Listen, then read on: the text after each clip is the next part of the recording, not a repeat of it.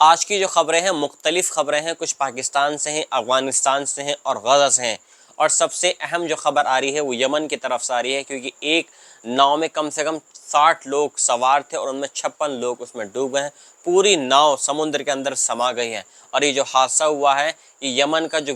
तट है, यमन का जो समुद्र का एरिया है वहाँ पर ये नाव डूबी है। कैसे ये नाव डूबी और क्यों पाकिस्तान अपने देश के अंदर से अफगानियों को निकाल रहा है और क्यों इतना बड़ा आज एहतजाज हुआ है ऑस्ट्रेलिया के सिडनी शहर के अंदर, सारी खबरों का मैं पूरी तरीके से डिटेल में बताऊंगा कि क्या ये आज का पूरा विश्लेषण है। खबरों की शुरुआत करते हैं। पहली खबर पाकिस्तान की ले लेते हैं, क्योंकि पाकिस्तान अपने यहाँ लाखों जो अफगानी रह रहे हैं उनको अब आहिस्ता आहिस्ता दोबारा से उसने वो ऑपरेशन शुरू कर दिया है। दोबारा से जो अफगानिस्तान के जो लोग पाकिस्तान के अंदर रह रहे हैं इलीगली तौर पर उनको निकालने का काम पाकिस्तान ने यहाँ पर शुरू कर दिया है। जबकि यहाँ पर यूएन की तरफ से बहुत ज़्यादा कंसर्न हुई है यूनाइटेड नेशंस के अंदर कि आप पाकिस्तान के अंदर जो अफगानी रह रहे हैं आप उनको ना निकालें, कुछ ऐसा आप रास्ता देखें कि जिस तरीके से अफगानी भी उनको परेशानी ना हो और पाकिस्तान को भी उसमें परेशानी ना हो। पूरी जो खबर है डिटेल के साथ में मैं आपको पढ़कर सुनाता हूँ क्या खबर आ रही है पाकिस्तान की तरफ से। देखिए, authorities in Pakistan has resumed the force deportations of Afghan refugees after the federal government decline to extend a key deadline for their state officials Sunday said on Monday. Monday के दिन पाकिस्तानी जो फेडरल गवर्नमेंट है उसने अनाउंसमेंट कर दी है कि दोबारा से उसने रिज्यूम कर दिया है अफगानी को दोबारा से बाहर निकालने का काम। इस काम को कुछ समय के लिए होल्ड पर रख लिया गया था। पहले ये खबर यहाँ पर पाकिस्तान की तरफ से आई थी कि पाकिस्तान ने ऑर्डर दे दिया है अफगानियों को निकालने का, लेकिन ये जो प्रोग्राम है कुछ टाइम के लिए रोक दिया गया था। लेकिन अब दोबारा से जो पाकिस्तान की फेडरल गवर्नमेंट है उसने दोबारा से इस काम को अंजाम देना शुरू कर दिया है। कोर्ट की तरफ से ऑर्डर आ गए हैं, तो अब आहिस्ता आहिस्ता अफगानियों को निकाला जा रहा है। देखिए, मैं आपको यहाँ पर बताता चलूँ कि कम से कम 1.4 मिलियन अफगानी मूल के लोग पाकिस्तान में रह रहे हैं इलीगली तौर पे। तो पाकिस्तान नहीं चाहता कि यह है कि मुल्क के अंदर और ज़्यादा यह है कि पॉपुलेशन और ज़्यादा बढ़े और ज़्यादा यह है कि जिस तरह के हालात पाकिस्तान के अंदर बढ़ रहे हैं, अनएम्प्लॉयमेंट रेशियो बहुत ज़्यादा बढ़ रहा है, क्राइम रेशियो बहुत ज़्यादा बढ़ रहा है, क्योंकि पाकिस्तान और अफगानिस्तान का जो बॉर्डर है बिल्कुल इस तरह का बॉर्डर है बलूचिस्तान से लगा हुआ, जहाँ पर जो बलूची लोग हैं बहुत ज़्यादा। आप ये देखें जो बलूचिस्तान है, एक बलूचिस्तान पहले ही जो पाकिस्तान का जो अहम शहर है या जो ये है कि लाहौर या इस्लामाबाद या कराची, वहाँ पर पहले ही बलूची ये बोलता है कि नहीं, हम अब पाकिस्तान को नहीं मानते, हम एक अलग से बलूचिस्तान बनाकर रहेंगे। हम पाकिस्तान की कोई भी ऑफिशियली तौर पर उसको रिकॉग्नाइज नहीं करते हैं। इससे पहले भी कई बार आवाज़ें उठाई गई हैं बलूचिस्तान को अलग करने के लिए कि कैसे न कैसे करके पाकिस्तान से बलूचिस्तान अलग हो जाए। लेकिन अब कहीं जाकर दोबारा से पाकिस्तान दोबारा से हरकत में आया कि अगर उसने जो अफगानिस्तान के जो लोग वहाँ पर रह रहे हैं पाकिस्तान के अंदर, अगर उसने उनको पाकिस्तान से नहीं निकाला तो शायद ये मूवमेंट दोबारा से ना बढ़ जाए। तो इसी के मद्देनज़र दोबारा से पाकिस्तान की जो फेडरल गवर्नमेंट है उसने दोबारा से इस चीज़ को रिज्यूम कर दिया और आहिस्ता आहिस्ता अफगानी अब वहाँ से निकलना शुरू हो गए हैं पाकिस्तान के अंदर से। The decision affect approximately 1.4 million Afghans holding proof of registration cards whose legal status expired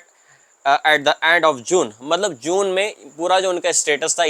legally तौर पर वो ख़त्म हो गया है, अब वहाँ पर उनको इलीगली माना जा रहा है, तो इस लिहाज से भी उनको निकाला जा रहा है पाकिस्तान के अंदर से। Many had hoped for 1 year extension to settle personal affair such as selling property और concluding business before returning to Afghanistan. 1.4 million जो अफगानी वहाँ पर रह रहे हैं पाकिस्तान के अंदर, एक एक्सटेंशन डेट उनको दे दी गई थी जून तक के लिए, और शायद उनको होप ये थी कि शायद जो पाकिस्तान की गवर्नमेंट है दोबारा से शायद डेट को बढ़ा सके और 1 साल तक और बढ़ा सके, ताकि जो वहाँ पर उन्होंने प्रॉपर्टीज रखी हैं, ये जो कुछ भी उनका बिजनेस के लिहाज से जो उन्होंने अपना काम इस्टेब्लिश किया हुआ है पाकिस्तान के अंदर से, उसको दोबारा रिलोकेट करें अफगानिस्तान के अंदर। तो इस लिहाज से भी ये है कि पाकिस्तान अफगानिस्तान कि जो लोग हैं उनको काफ़ी अब मशक्क़त करनी पड़ रही है, क्योंकि जून, अभी मैंने आपको बताया कि जून में जो भी उनका रजिस्ट्रेशन था, जो भी उनका वीज़ा वगैरह था, वो एक्सपायर्ड हो गया है। अब इसके बाद में आगे के लिए डेडलाइन नहीं दी है पाकिस्तानी गवर्नमेंट ने, सिर्फ डेडलाइन थी जून तक की, और जून में ये समय सीमा बिल्कुल ख़त्म हो गई। अब फेडरल गवर्नमेंट का ऑर्डर पाकिस्तान के अंदर जो अफगानी मूल के लोग रह रहे हैं कि आप उनको पाकिस्तान के अंदर से निकालें। दूसरी खबर यहाँ पर यह है, the UN says 68 African migrants were killed when a boat capsized off Yemen। मतलब यह है कि यमन का जो तट है उसके पास में एक जिस नाव के अंदर मतलब यह है कि 68 अफगानी मूल के लोग उसमें थे और वो इलीगली तौर पे यमन के अंदर दाखिल होने जा रहे थे, लेकिन रास्ते में ही किसी वजह से सबसे जो एक मेन कारण यहाँ पर बताया जा रहा है वो बताया जा रहा है मौसम ख़राब होने की वजह, ठीक है। और इसके अलावा जो और मतलब ये बताया जा रहा है कि एक वो नाव के अंदर मतलब ये है कि इतने लोग ज़्यादा तादाद में थे, उसकी कैपेसिटी से बढ़कर ज़्यादा लोग उसमें सवार थे, जिसकी वजह एक मेन वजह ये बताई जा रही है कि ये नाव डूबी है। पूरी खबर तफसील से सुनिए क्या है। जो अफ्रीका के जो लोग हैं, पूरे अफ्रीकन मूल के इसमें लोग थे, कुछ इथोपिया के थे, कुछ नाइजीरिया के इसमें लोग थे जो इलीगली तौर पे यमन की तरफ जा रहे थे। A boat capsized Sunday in waters of Yemen's coast guard, leaving 68 African migrants dead and 64 others missing। 74 लोग मिसिंग हैं और कम से कम 68 लोग जो इसमें सवार थे वो अभी भी लापता हैं, कुछ खबर नहीं है कि लोग कहाँ हैं। 68 लोग डेड हो गए हैं और 74 लोग इसमें मिसिंग हैं अभी भी, जो नाव डूबने से बिल्कुल मारे गए हैं। द यूएन माइग्रेशन एजेंसी से यूएन ने इस चीज़ की पुष्टि कर दी है, यूनाइटेड नेशन ने, कि एक माइग्रेटेड जो माइग्रेशन से भरी हुई एक जो बोट थी वो यमन की तरफ जा रही थी और रास्ते में वो डूब गई। The tragedy was the latest in a series of ship wrecks off Yemen that have killed hundreds of African migrants fleeing conflict and poverty in hopes of reaching the wealthy Gulf Arab countries. जी हाँ, मतलब यह है कि अरब countries में पहुंचने के लिए सबसे पहले जो अफ्रीकन मूल के लोग हैं, इथोपिया, नाइजीरिया, सूडान वगैरह के लोग हैं, वहाँ पर आप देख सकते हैं कि क्या हालात चल रहे हैं। खून खराबा चल रहा है, वॉर चल रहा है, पुअर्टी है, गरीबी है बहुत ज़्यादा इन अफ्रीकन कंट्रीज़ के अंदर। और इसी चीज़ से स्केप करने के लिए, अपने देशों से दूसरे देशों में जाने के लिए इलीगली तौर पे, तो फर्स्ट ऑफ ऑल ये क्या करते हैं, फर्स्ट ऑफ ऑल ये करते हैं यमन का रुख करते हैं, क्योंकि यमन जो है पहला एक कंट्री आती है। अगर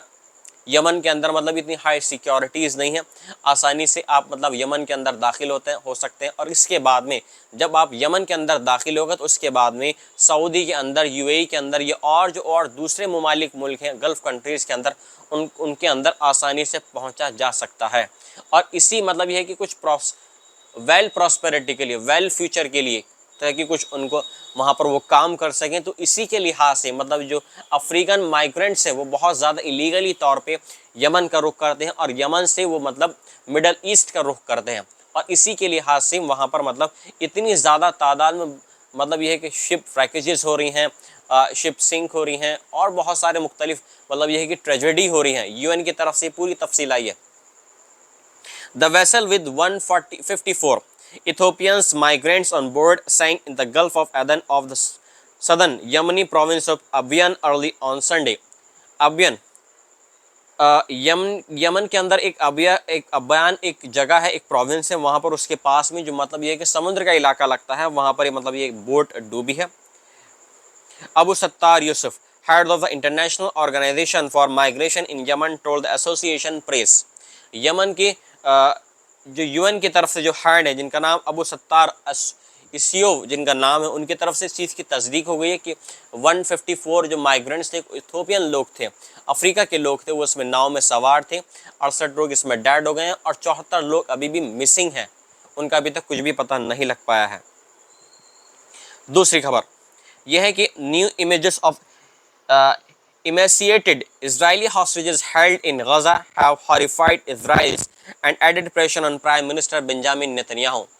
अभी जो हमास ने नई फुटेजेस जो जारी की हैं सोशल प्लेटफॉर्म्स पर, टेलीग्राम, ये जो भी और मुख्तलिफ जो और प्लेटफॉर्म्स हैं, उसके बाद से जो वहाँ पर हॉस्टेजेस हमास के कब्ज़े में हैं, उनकी हालत ऐसी दिखाई गई है, बिल्कुल स्टारवेशन से, बिल्कुल भूखमरी की कगार पर वो पहुँच चुके हैं। और ऐसे मतलब हालात ये दिखा गए कि वो गड्ढा खोद रहे हैं और वो गड्ढा मतलब ये कि मैसेज देने की कोशिश कर रहे हैं इजराइल की गवर्नमेंट को, नेतन्याहू की गवर्नमेंट को और अमेरिका की गवर्नमेंट को, हम जब हम मर जाएंगे हम अपने लिए हम गड्ढा खोद रहे हैं, अपनी कब्र हम खुद ही खोद रहे हैं। और उन्होंने यमन के इजराइल के ऊपर और नेतन्याहू के ऊपर ये आरोप लगाया है कि उनकी मौत का जिम्मेदार अगर हम मर जाएंगे तो नेतन्याहू होगा, इजराइल होगा। जी हाँ, हमास भी बार बार ये बोल रहा है कि जितना भी एक्सटर्मिनेशन हो रहा है, चाहे गजा के अंदर हो रहा हो या हमास के कब्जे में जो कैदी हैं अगर वो स्टारवेशनिस्ट हैं, अगर वो भूखमरी की कगार पर पहुंच चुके हैं, जो उनकी हालत वीडियो में दिखाई गई है, तो उसका पूरा जो जिम्मेदार है वो नेतन्याहू है, पूरी जो जिम्मेदारी है वो इजराइल की है। और इसके अलावा टाइम्स स्क्वायर जो न्यूयॉर्क का एक पिकनिक पॉइंट है, वहां पर बिल्डिंग्स के ऊपर वहां पर एक पिक्चर दिखाई गई और उसमें जो अबू उबैदा है इसने एक वीडियो सर्कुलेट किया उस टाइम्स स्क्वायर पर। पता नहीं वो किस तरीके से वहां पर ये कि पब्लिश हुई, उसका टेलीकास्ट हुआ, लेकिन ये उसने दिखाया और बताया कि मतलब जो गजा के अंदर जो हमास के कब्जे में जो कैदी हैं, जो बंधक हैं इजराइल के, उनका पूरा जो जिम्मेदार है वो इजराइल है। इजराइल नहीं चाहता, नेतन्याहू नहीं चाहता कि जो बंधक हैं वो वापस आ जाएं, इजराइल अपनी फैमिलीज में पहुंच जाए। लेकिन यहाँ नेतन्याहू अपनी कुर्सी बचाने के लिए, अपनी गवर्नमेंट को बचाने के लिए यहाँ पर वो जो गजा के लोग हैं उनकी भी जान को दाव पे लगा रहा है, और दूसरा जो इजराइल के जो बंधक हैं हमास के कब्जे में, उनकी भी जिंदगियों को वो दाव पर लगा रहा है। पूरी खबर तफसीर से सुनिए आप क्या है। The videos released late last week by militant groups Hamas and Palestine Islamic Jihad show two skeletal hostages, मतलब उन लोगों के इस तरह की वीडियो दिखाई गई हैं, बिल्कुल सर्कुलेट हुई हैं, और बिल्कुल ढांचे हुए जैसे फोटोज हमास की तरफ से आ रहे हैं, बच्चों के फोटोज आ रहे हैं, बिल्कुल वो ढांचे में तब्दील हो गए हैं और एक एक बूंद के लिए, वो पानी की बूंद के लिए वो तरस रहे हैं। ऐसी जो हमास के कब्जे में बंधक हैं वो भी एक एक पानी की बूंद के लिए तरस रहे हैं। In one Evyatar David says he is digging his own grave and speaks of days without food, मतलब जो उसने इंटरव्यू दिए हैं हमास के अगेंस्ट, नेतन्याहू के खिलाफ या इजराइल के खिलाफ, उसने बिल्कुल भूखा बोल रहा था जो जो हमास के कब्जे में, और जो कब्र को गड्ढे में खुद तब्दील कर रहा था, अपनी कब्र वो खोद रहा था और दिखा रहा था वीडियो के अंदर कि देखो मैं अपनी जो कब्र है वो खुद खोद रहा हूँ। इसका जो जिम्मेदार है वो पूरा नेतन्याहू है और हमास भी इसके चीज़ का जिम्मेदार है। मैं सबसे पहले नेतन्याहू और इजराइल की गवर्नमेंट्स को ये बोलना चाहूँगा कि आप जो गजा के अंदर जो जेनोसाइड हमास के ज़रिए से हो रहा है, नेतन्याहू के ज़रिए से हो रहा है, प्लीज़ आप सब चीज़ को ख़त्म कर दो और हमें यहाँ से छुड़ा लो। ये सब चीज़ के बारे में उसने उस कैदी ने कहा जो हमास के कब्जे में था। The Associated Press does not normally publish videos of hostages filmed under duress, but is publishing brief excerpts after receiving consent from their families। मतलब उनकी फैमिली से कंसल्ट करने के बाद में हमास के ज़रिए से जब इस चीज़ को दिखाया गया है कि देखो गजा के अंदर जो हमास के कब्जे में जो हॉस्टेजेस हैं उनकी क्या हालत हो रही है, इजराइल देखो क्या कर रहा है, हमास क्या कर रहा है उन बंधकों के साथ में। और एक दूसरी खबर यह है कि Iran confirms visit bye senior IAEA official with in 10 days। Iran has constantly emphasized that the agency and its officials must avoid being influenced by political pressure, says foreign ministry spokesperson। Iran की जो foreign ministry spokesperson है उसकी तरफ से ये confirm कर दिया गया है कि IAEA यानी International Organization of Atomic Energy की तरफ से जो उसके जो ऑफिशियल हैं ईरान के जो न्यूक्लियर साइट्स हैं वहाँ पर वो विजिट करेंगे और वहाँ पर इस चीज़ की तहकीकात करेंगे कि ईरान के अंदर कोई न्यूक्लियर या इन्वेस्टमेंट का तो काम नहीं हो रहा है। फर्दो इस्फहान जो ईरान की जो टॉप न्यूक्लियर साइट्स थी वहाँ पर अमेरिका के अटैक हुए, पहले इजराइल ने अटैक किए 13 जून में और 10 दिन तक बराबर मुसलसल ये वॉर चलता रहा ईरान के अंदर। ईरान ने इजराइल के ऊपर वॉर करा और इजराइल ने ईरान की न्यूक्लियर साइट्स पर ईरान के जो टॉप जर्नल्स से टॉप न्यूक्लियर साइंटिस्ट तो उनको बिल्कुल ख़त्म कर दिया, शहीद कर दिया। और बदले में